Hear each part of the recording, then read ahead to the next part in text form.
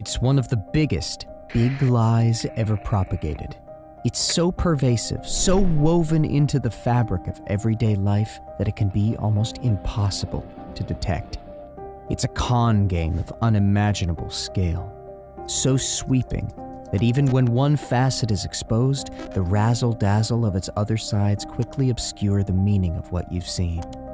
It has managed to create that most elite of positions for a societal threat, a problem that is endemic but has rendered itself culturally invisible and almost taboo to discuss. Seeing through that invisibility and understanding it from the outside for what it really is may be one of the biggest intellectual leaps you ever make. What concerns me It is intrusive. are celebrity magazines, It is manipulative. television with 500 channels, It restricts our choices and lives. some guy's name on my underwear. It affects our worldviews and characters. I say stop being perfect. I say let's evolve. Let the chips fall where they may.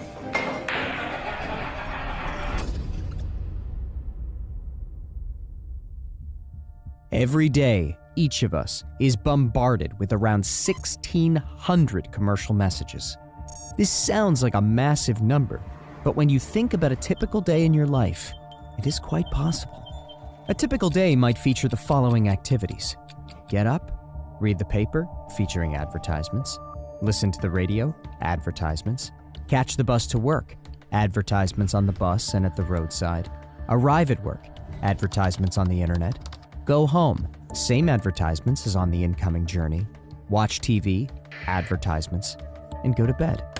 Needless to say, this is exposure to a lot of advertisements.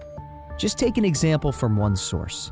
In a randomly selected weekday edition of The Sun newspaper, there are 41 advertisements, taking up roughly 22 pages of a 64-page paper. Over 1/3 of the paper consists of advertisements. We are exposed to advertising through a range of different sources. Some of them we may be aware of, but others may be less easy to spot, such as product placement in films. One of the most famous cases of product placement was the use of the American chocolate sweet Reese's Pieces in the film E.T. in 1982. As a result of this placement, sales of the product increased by 65%. Placement has now become so common that some films are being criticized for becoming little more than vehicles for a range of products. Advertising is just the tip of the iceberg. There are many other influences in modern society that promote the values of consumerism.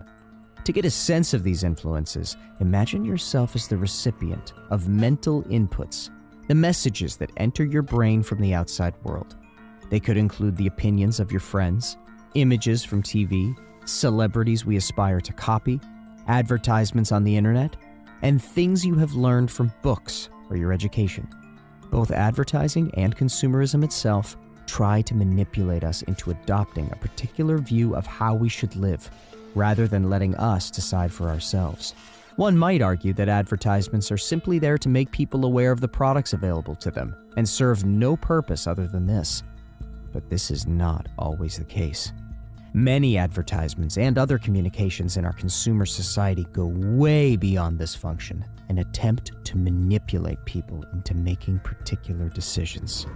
Modern advertising is not just about telling people that a product exists. It is now about creating wants and needs that we might not have had before seeing the advertisement. In other words, it creates false desires and needs in us by manipulating us. The advertiser's ultimate purpose in creating these needs is always to make people want their product. Otherwise, why would Coca-Cola alone spend $2 billion per year on advertising? But how dare anyone manipulate us into having these wants and needs? If I really wanted to do something, say purchase a particular product, I would decide for myself that I needed it and then make my own mind up about which product to buy once I had seen what products were available. If, however, someone tries to persuade me that I need a particular product when I do not, and then attempts to create false feelings of dissatisfaction in me if I do not have it, this is an aggressive attempt to exercise power over me. This mental aggression is just as unpleasant as physical aggression, because its effect can be equally if not more, harmful. It might be argued that we should have the mental strength to resist the influence of an advertisement or our friends, or that consumerism is nothing more than a minor irritant in our everyday lives. But that would be to underestimate its power. Exposure to one advertisement can be powerful enough to influence someone. But when we are exposed to thousands of advertisements a day, and have been from childhood, and consumerism is promoted in most of the mental inputs we receive, this can trap us within a consumerist bubble and can mold our entire worldviews, our aspirations, views, lifestyles, and many other things. And this trap is very difficult to escape from. Indeed, such is its power, we may not even realize we are caught in a trap. So, the real power of consumerism comes from its cumulative effect. The fact that it has seeped into every aspect of our lives and that these elements of our culture continually reinforce each other. We slip into a cycle of wanting more things, another holiday abroad, or simply a particular type of food. And the pursuit of these things takes up our time, energy, stress, and money. Sometimes, money we do not have. We also constantly compare ourselves with other people, both real and fictitious, wanting to be like them or in their position. This leads us into a state of constant dissatisfaction. We are never happy with what we have and are always on edge. And this is just what the logic of consumerism wants, as it makes us more active consumers on a continuous basis. So consumerism not only affects our behavior, but also our thinking. Other effects are perhaps less immediately obvious, but equally important.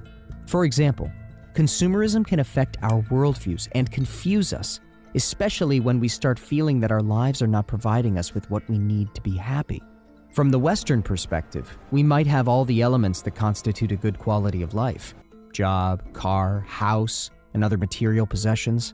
But we might nevertheless feel somehow dissatisfied and empty, feeling that the pursuit of more possessions and the pressure of having to earn more money or sink into further debt to pay for this lifestyle is bringing more costs than benefits to our lives.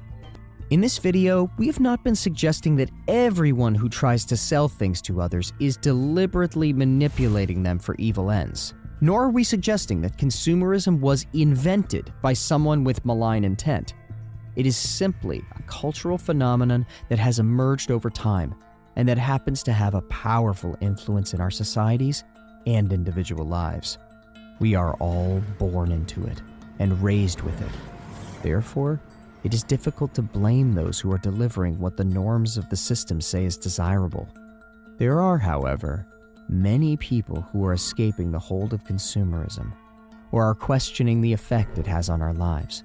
And we suggest that the modern form of consumerism has gone way too far and is taking our lives, hopes, and happiness with it. The things you own end up owning you. But do what you like, man. If you liked the video, a sub to the channel would be incredible. And also share the video to spread the word. You can watch another video, just click left or right. Keep inspiring.